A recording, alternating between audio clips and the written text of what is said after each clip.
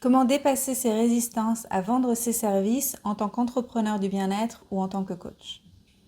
Pour moi, c'est simple. En fait, c'est la réalisation que partager passionnément ce que j'adore, en fait, ce qui m'émerveille à propos de la transformation, a attiré naturellement les personnes qui en avaient besoin.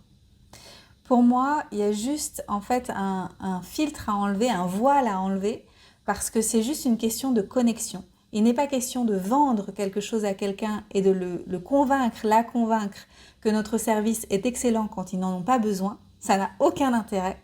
L'important, c'est de créer une forme de rayonnement à partir de qui on est profondément, parce que en fait, c'est évident pour nous et qu'on est passionné par ça.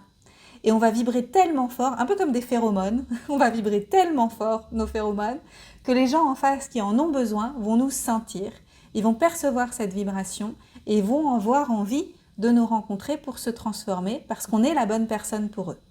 Pour pouvoir faire ça, il faut libérer ces blocages personnellement en tant qu'entrepreneur du bien-être au fait d'être vu et d'être senti et d'être perçu par les autres. Parce qu'il y a une forme de vulnérabilité là-dedans qui nous touche énormément quand on est entrepreneur du bien-être et parfois on n'a pas envie de se montrer de cette façon-là et on a envie de se montrer fort et parfait et sous un certain jour, mais les gens ne peuvent pas vraiment nous sentir si on ne s'est pas vraiment révélé. Et donc, il y a du travail à faire sur nous pour pouvoir libérer ces blocages et s'autoriser à vibrer pleinement qui on est dans le monde pour que les gens puissent nous trouver.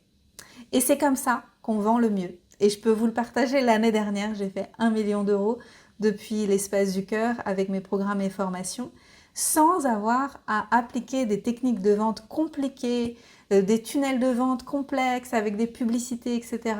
On a mis ça en place après avec mon équipe parce qu'on a envie de se professionnaliser, parce que j'ai envie de déléguer davantage et que j'ai envie de toucher une plus grande audience.